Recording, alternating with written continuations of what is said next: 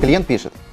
Здравствуйте, какие металлы можно варить вашей сваркой? Здравствуйте. Лазерной сваркой можно варить любые металлы. Черный металл, нержавеющую сталь, алюминий, медь и другие сплавы металлов.